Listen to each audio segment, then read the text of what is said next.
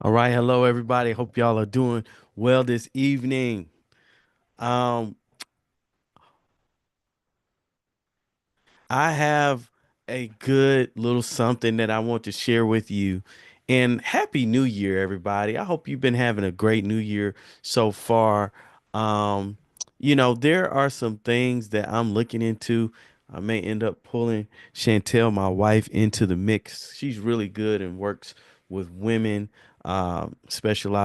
does some things in working with women, and she's probably better than me.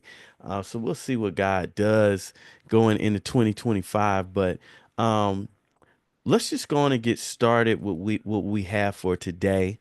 Because I think that this is an important topic. I don't know if you all have ever um, wondered about what is the difference between people pleasing and just being nice.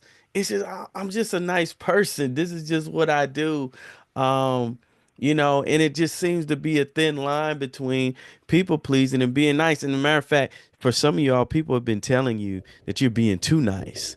And a lot of times at this point, because if you join this group, you already know, is that hey, I've been doing a little bit too much. But what really is the primary difference between just being a nice person and being a people pleaser? We're going to talk about that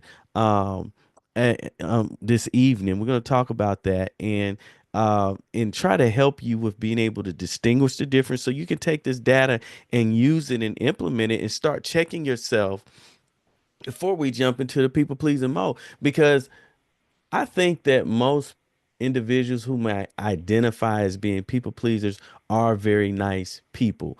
I am a recovering people pleaser, and I think that I've always been a pretty nice person.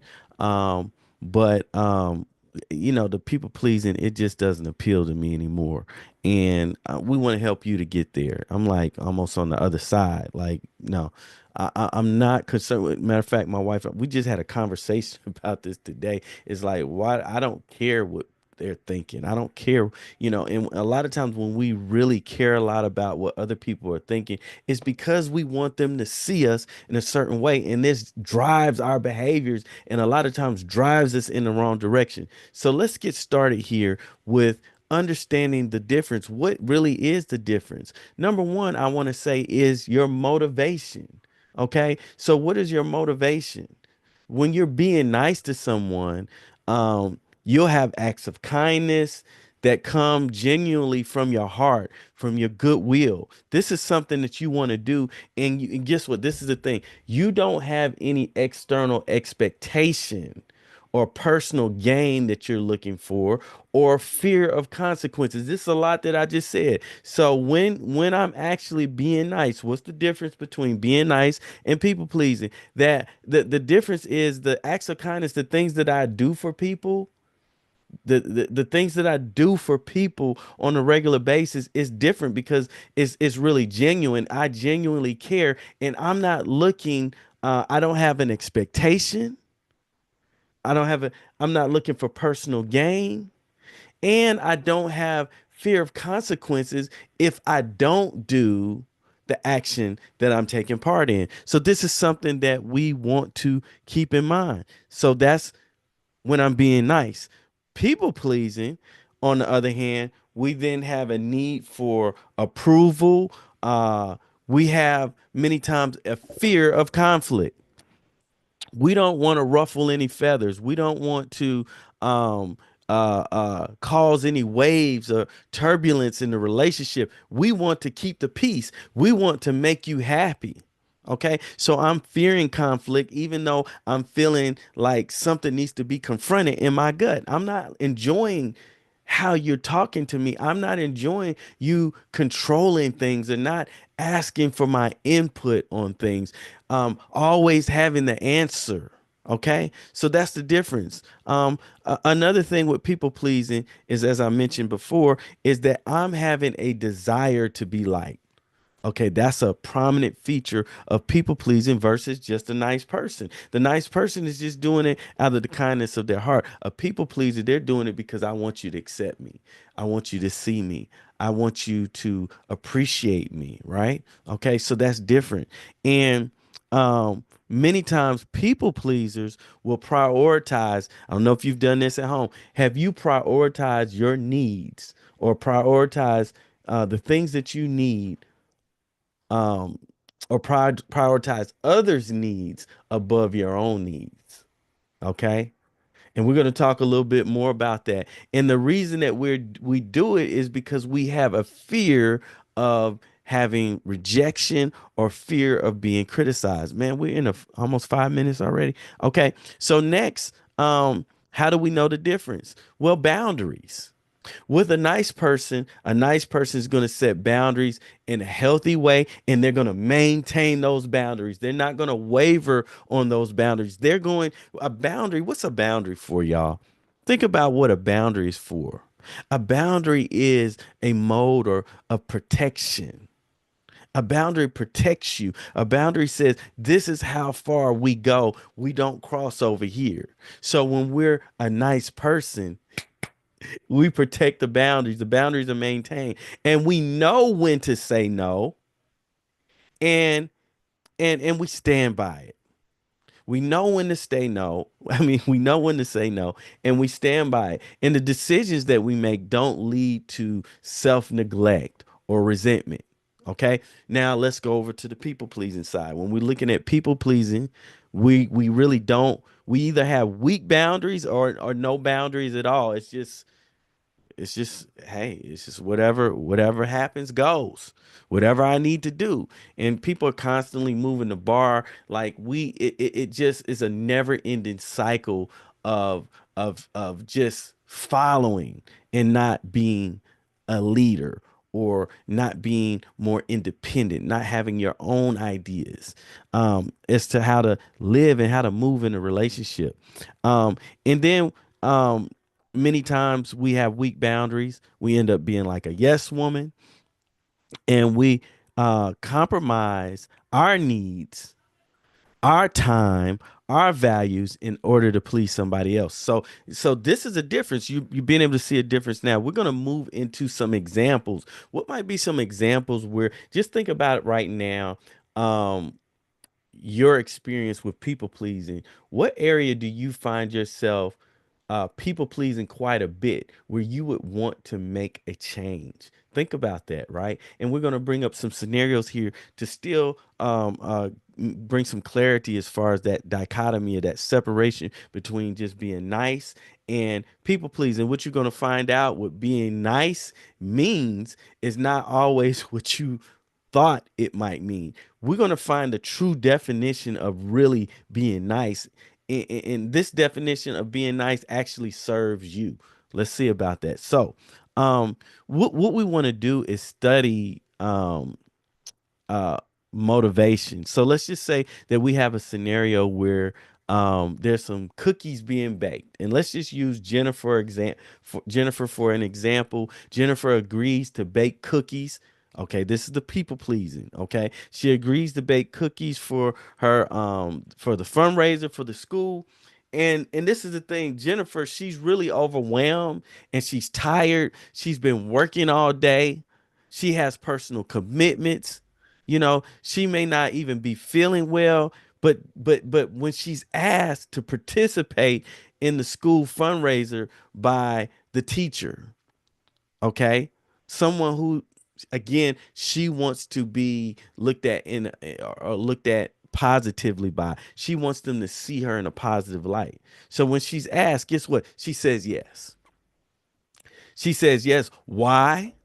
Because she's afraid that if she doesn't get involved with the fundraising thing, that the teacher and maybe some of the other parents might think that she's being lazy.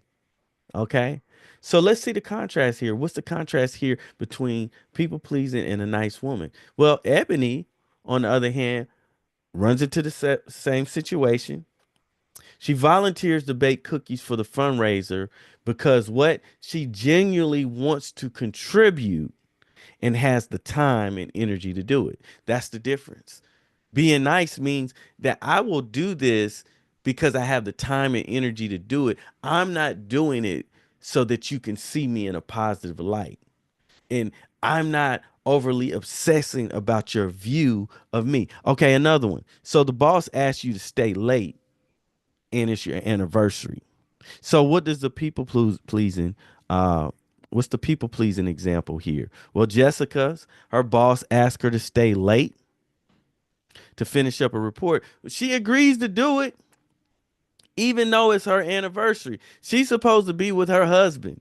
It's her anniversary, and she does this. Why? Here we go again. Because she's afraid of upsetting the boss. She doesn't want to get fired. She doesn't want to be viewed as being uncommitted to the job. And what's going on with Jessica is that she has a concern about how she is being seen by her boss. She has a perception in her mind that what she does as far as her normal and regular actions on the job is not good enough. She needs to do more. But she's not doing it out of the goodness of her heart. She's doing it out of fear. And that's a common denominator with this is that we often perform out of fear. That's the people pleaser. So the nice person, Karen, what does Karen do in the same situation? Can y'all guess what Karen's going to do? She's not feeling well. She's got other obligations. She's tired. What will the truly nice person do? So in this situation, Karen, she politely declines and says, "Look, I can't do it." And she explains what's going on as far as her anniversary. But then she offers to maybe come in early, maybe the next day, and maybe she can finish up the report then. But she's not. She's going to establish that boundary and not start affecting home. And that's what happens when we have these diffuse boundaries, I guess is what they call them, unclear boundaries or weak boundaries. What happens is they start impacting relationships that are most important to us. Okay. And she could, because, and the reason why she can make this decision, the reason why Karen can make this decision is because she values her personal life and sets boundaries over the work life.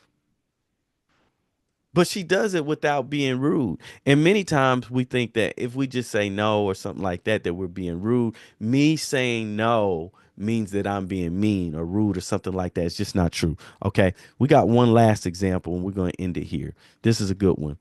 Um, there's a babysitting request. This is the people pleaser.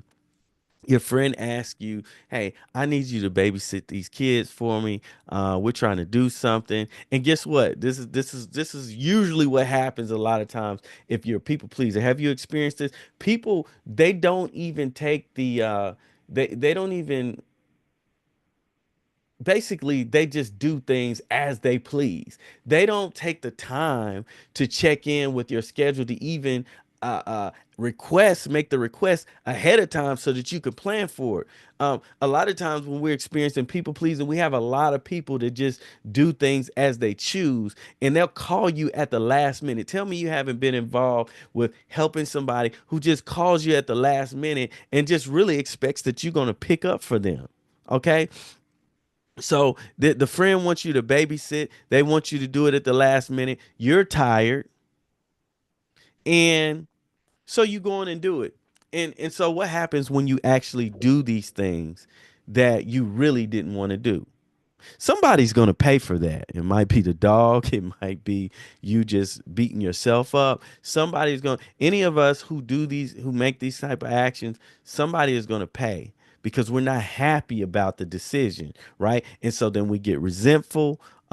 We start to feel exhausted and we regret making the decision. So what's the difference in this scenario with the people pleasing person versus what would the person who's truly nice, how would they respond in this situation? I think you already know where we're going here. So Tiffany's the nice one, okay? And what Tiffany does is she declines. She says, "I can't do it. I'm sorry, I'm just not going to be able to do it. I'm not feeling well. I'm really tired. I'm exhausted right now." Ooh, the reason why some of you all don't speak like that because you've been in environments where your feelings were not accepted, or at least that's how you felt. So when you were in pain, when you needed support, when you were stressed out, when you needed someone to look after you, it just wasn't accepted for you to express, "Hey, I'm not feeling it today." And so we've been conditioned. And so many times the default is to people please. But what the difference is when we have those boundaries, we understand that, you know what? It's important for me to express how I feel. I'm worthy of expressing how I feel. I'm worthy of establishing and setting the boundary. I am no longer going to make decisions, the decisions that you want me to make based on fear. I'm telling you, this is a different way of living. I have experienced it and it's so empowering. I'll say no in a quick sec. Okay? I don't care.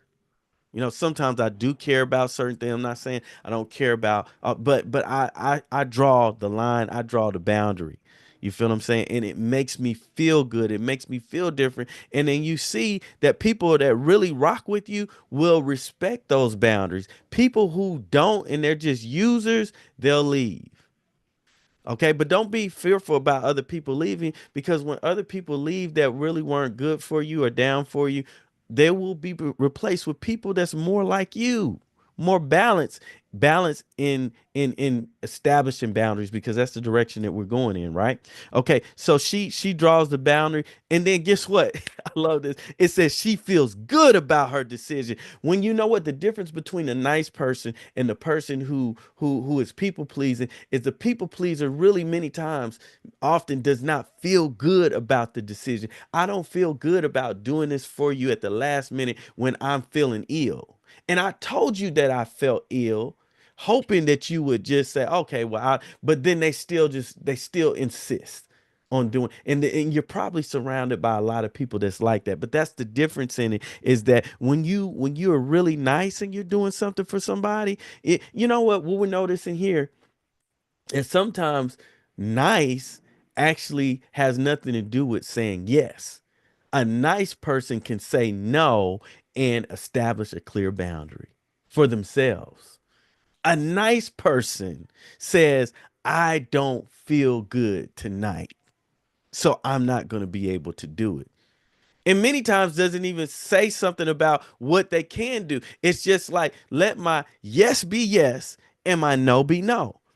For the people that my yes can't just be yes, well, you'll say accept yes. Okay, so you take, how about my no being no? For the people who can't accept my no being no, I need to start questioning, how am I benefiting in this relationship by being obsessively involved in caring about what you think of me versus what my needs are?